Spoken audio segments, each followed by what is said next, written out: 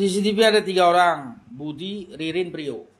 Iya, maksud saya itu nggak ada orang lain selain mereka, si korban dan pelaku. Pelakunya siapa ya? 2 orang itu. Setelah membunuh, dia tidak membawa mobil. Ini mobilnya korban, Bapak. Oh. Corolla, ini mobil Corolla Sedan. Ini mobil korban yang dibunuh. Betul, namanya Budi Awaludin. Oh iya, Pak Budi, keluarga Pak Budi. Betul. Pak Budi. Ya. Dia itu udah jadi saksi di pengadilan. Sudah mengakui. Sudah. Melihat ini. Sudah, dia memperbaiki juga. Memperbaiki mobil ini. Duitnya dikasih 1.400.000 dari Ririn. Yang mengasihkan rumah Pak Budi. Nah, coba lihat katanya kan kata sini begitu. Dilihatin lah. Loh, kok mana keluarga Budinya? Nggak boleh ada di. Assalamualaikum warahmatullahi wabarakatuh. Apa kabar teman-teman? Semoga kalian dalam keadaan sehat dan kurang suatu apapun. Semoga selalu menjadi pribadi sukses dan bersahaja. Kasus Pauman terus berlanjut. Nah, ini ada pengakuan baru nih dari si Prio. Dan tampaknya ini bertolak belakang ya dari apa yang terjadi atau yang pernah disampaikan. Karena ketika si Prio mengatakan bahwa dia ketika menguburkan setelah dihabisi oleh Budi. Nah, ini urutannya kok berbeda dengan apa yang terjadi di lapangan. Karena ada pengakuan dari tetangganya yang mengatakan nih bahwa mereka pertama kali melihat jenazah yang terkorek-korek ya, itu adalah ayah dari Budi, yaitu Haji Sakroni. Tetapi pengakuan si Prio maksudnya, itu malah yang dikuburkan itu pertama Haji Sakroni. Otomatis kan nggak mungkin dong, otomatis Pak Sakroni harus di paling dasar. Ini menjadi sebuah kecurigaan juga, kok bisa berubah-ubah, apa nggak fokus atau mungkin dari BAP-nya atau narasinya itu diatur dan kemudian dia melakukan sebuah pengakuan yang terhafal atau dihafalkan. Nah, ini menjadi sebuah alibi yang kembali dicurigakan. Kok bisa dari pengakuan itu berbeda dengan apa yang terjadi di lapangan? Jadi ini membuat sebuah kecurigaan juga. Apakah mungkin dari narasi yang disampaikan oleh si Prio ada intervensi tim penyidik? Dan menarik untuk disimak sebelum selengkapnya, kita play.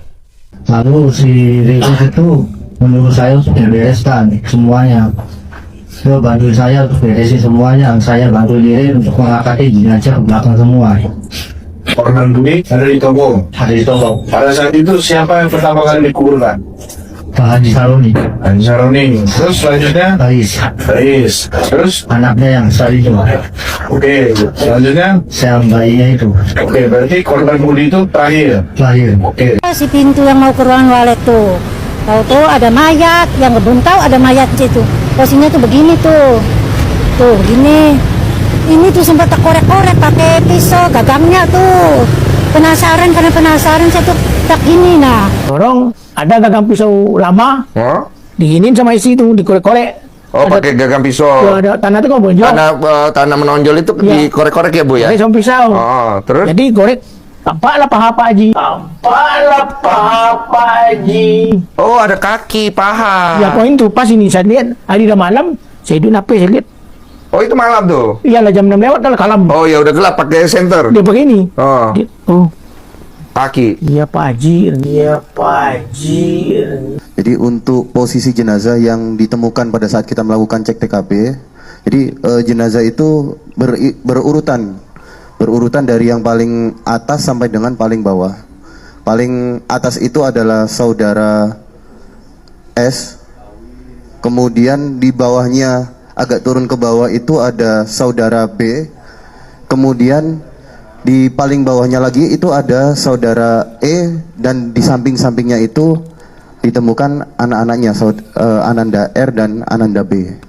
Seperti itu, Mas. Kedua pelaku ini datang masuk ke rumah milik Budi dan kemudian tidak terlihat lagi sampai kemudian CCTV ini merekam aktivitas mereka berdua lagi keluar dari gerbang yang sama. Sidang hari ini tadi ya, ternyata CCTV yang kita berharap ya, CCTV bangunan ya.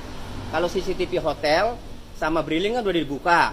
Nah, CCTV toko material bangunan yang menyorot ke pagar depan rumahnya Budi ini akhirnya tidak dibuka oleh jaksa penuntut umum. Padahal itu yang kita tunggu-tunggu nanti siapa saja yang mondar-mandir ke situ kan itu akan terungkap, tetapi ini tidak dibuka. Kemudian Prio untuk saksi terdakwa Ririn juga fix hari ini tidak dihadirkan ya, dengan alasan tidak menguntungkan katanya bagi jaksa. Lah ya iya, karena pasti akan membuka kan. Nah, namun saya diberikan kesempatan untuk menghadirkan Prio ya, tapi dari pihak terdakwa nanti untuk saksi terdakwa Ririn nanti di sidang selanjutnya. Hotel Adis Syariah. Hotel Adis Syariah itu hotel apa? Yang buat apa namanya tidur di situ, penumpang tidur. Oke. Apa kaitannya dengan pembunuhan dengan hotel Siap. itu? Waktu di persidangan untuk kedua pelaku atau terdakwa Prio dan Ririn ini mengelak. Setelah membunuh dia tidak membawa mobil. Ini mobilnya korban, Bapak. Oh. Corolla, ini mobil Corolla sedan. Ini mobil korban yang dibunuh. Betul, namanya Budi Awaludin. Oh iya, Pak Budi, keluarga Pak Budi. Pak Budi. Kan? Keluarga korbannya kan Pak Budi itu bapaknya Pak Sahroni. Anaknya, iya bapaknya. Iya, bapaknya Pak Budi itu Pak Sahroni kan, sehingga judulnya kan terbunuhnya keluarga Sahroni. Betul. Nah, jadi ini mobil Corollanya. Mobil Corollanya ini punya Budi. Dipakai oleh pelaku. Dipakai oleh pelaku yang dielak di dalam persidangan. Oke, dibawa oleh dia. Dibawa, ternyata dibawa. Dibawa, kemudian dia nginep di hotel. Hotel mana? Di Syariah dari tanggal. Di mana itu hotelnya? Di Jatibarang, di Indramayu. Oh, hotelnya masih di Indramayu. Masih. Jadi mobil ini dibawa, dia nginep di hotel. Betul. Nah, kemudian? Nah, ini yang hebatnya, dia check in. Yang dua pelaku ini memakai KTP-nya Budi korban. Oh. Difotokopi, Bapak. Oh. Jadi bukan KTP-nya dua orang. Oh, dia ke sini pakai KTP-nya Budi. KTP-nya Budi. Betul. Tapi karena resepsionis tidak menanyakan lain-lain, ya dipersilakan masuk. Enggak diperiksa wajahnya. Wajahnya buram. Pokoknya KTP terima KTP-nya masuk. Budi. Nginep di sini. Jadi di hotel ini, betul, tempat pelariannya itu, betul, dia menggunakan KTP-nya Budi. Nah, kemudian pakai mobil korban. Oke. Nah, kemudian di CCTV-nya ada wajah pelaku. Ada. Sudah ditampilkan di pengadilan. Sudah. Kemudian pelakunya ngelak nggak? Waktu ini ya namanya pelaku karena sudah terpojok, ya itu bukan saya, padahal sudah jelas kan gitu. Tetapi saya meyakini ada saksi dari resepsionis bernama Saniwan melihat kedua pelaku ini di kamar 210, Bapak. Di kamar 210, di situ ada Ririn di dalam dan si Prio di luar bolak-balik ke kamar. Ternyata mobil ini siangnya meleduk, radiatornya rusak. Radiatornya rusak. Terus minta tolong kepada resepsionis untuk memanggil montir. Nah, ternyata di sekitar sini ada montir namanya Tarkiah. Nah, akhirnya dipanggilkan. Nah, setelah dipanggil, dicek ternyata rusak mobilnya, ada kerusakan. Tarkiah itu udah jadi saksi di pengadilan? Sudah mengakui? Sudah. Melihat ini? Sudah, dia memperbaiki juga. Memperbaiki mobil ini? Duitnya dikasih 1.400.000 dari Ririn. Yang mengasihkan Ririn dari dalam kamar, diantar sama Prio. Tapi tidak masuk ke dalam kamar, tapi di pintu. Dikasihkan uangnya. Untuk beli. Ini sudah publik.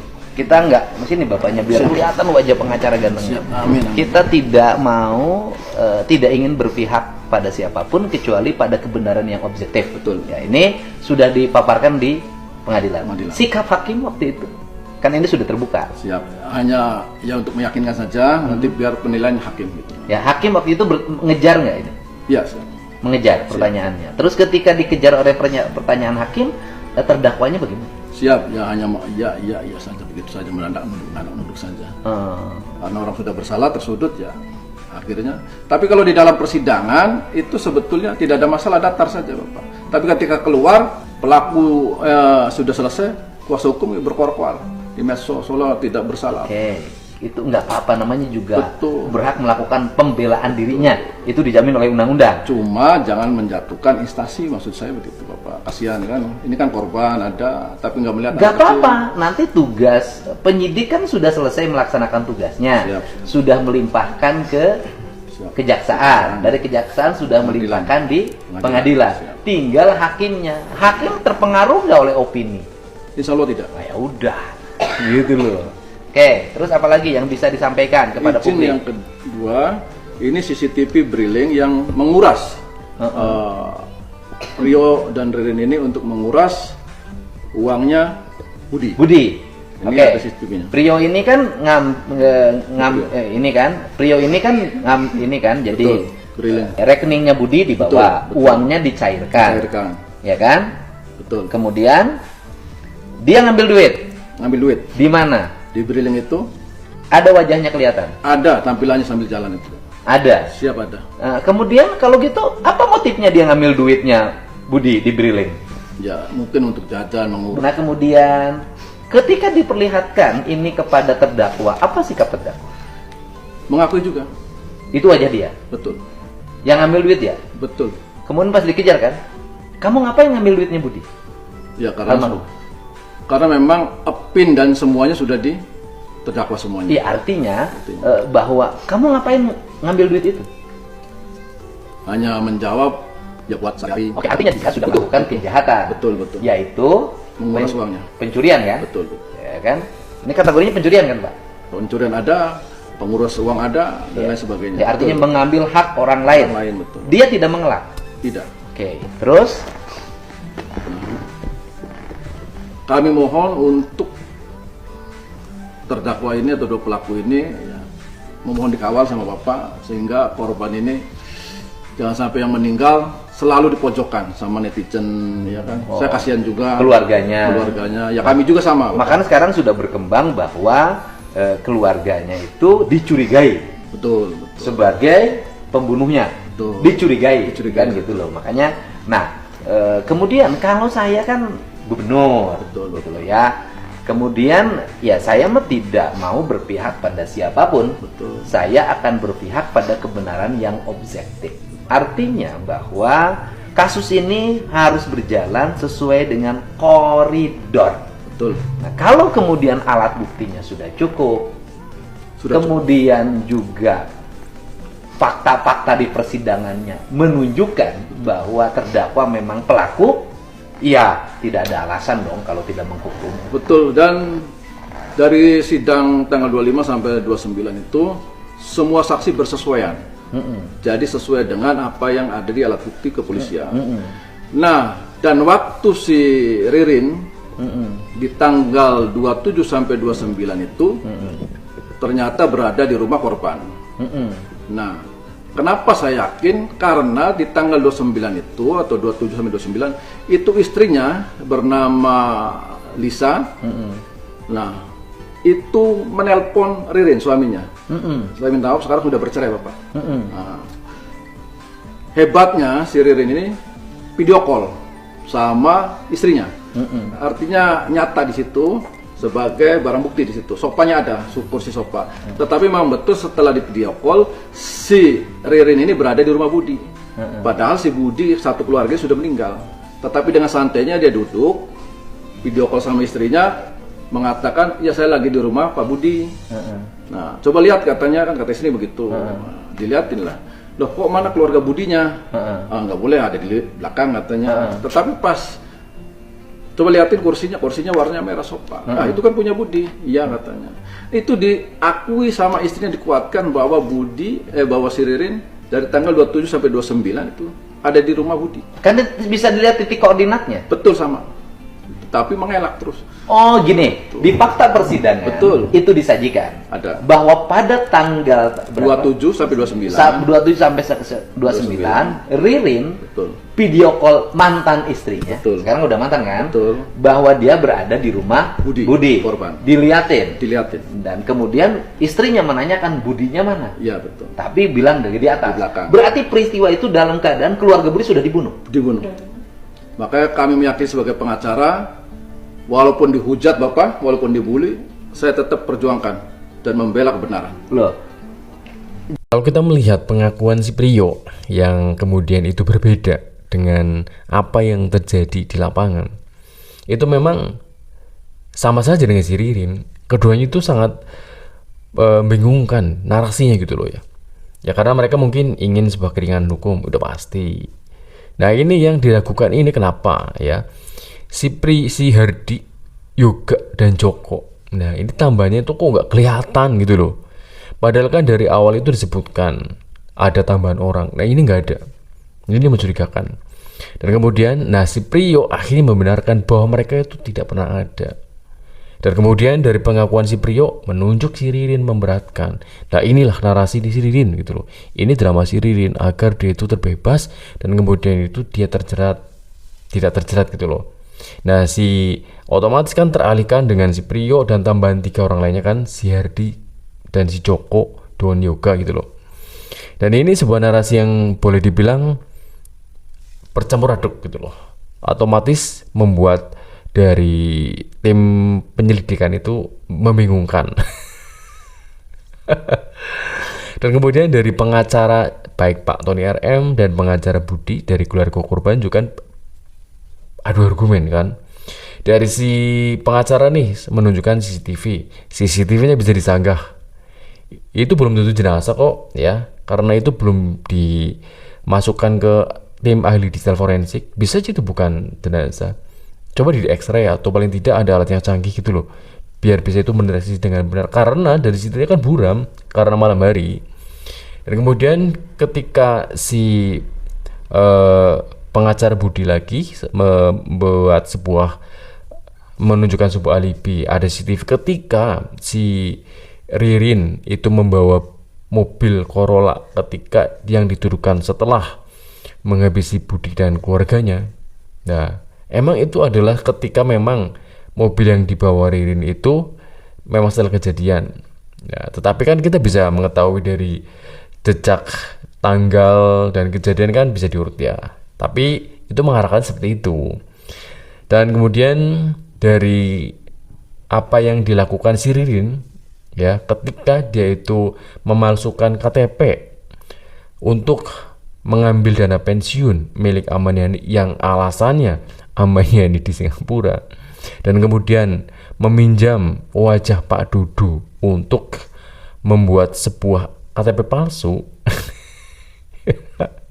Ini juga sangat membingungkan banget, plot twist banget. Si Ririn otomatis kan posisinya itu semakin terpojok juga. Dan dari apa yang diajukan di pengadilan, memang tampaknya sih lebih berat si Ririn gitu ya. Dari jejak riwayat hidupnya juga cukup agak kacau gitu ya. Dari rekan-rekannya ini pengakuannya kan si Ririn orangnya sikapnya berlagak seperti bos. Dia itu senangnya pokoknya menang gitu ya, agak sering nyuruh dan kemudian mempunyai kebiasaan yang jelek, yaitu main judul dan aplikasi jauh. Itu sih kata rekan-rekannya. Otomatis dari image negatif, stigma negatif yang diterimanya, dan kemudian dari kronologinya itu selalu memberatkan Ririn. Tetapi dari apa yang terjadi ini belum tentu finish ya, karena si Amaniani ini dia belum mengatakan dia hilang beneran atau si Amaniani malah jadi korban Ririn, atau ya memang sengaja hilang. Plotis banget kan. Jadi buat teman-teman ya, semoga menginformasi. Sampai jumpa di video selanjutnya. Assalamualaikum warahmatullahi wabarakatuh. Jangan lupa subscribe.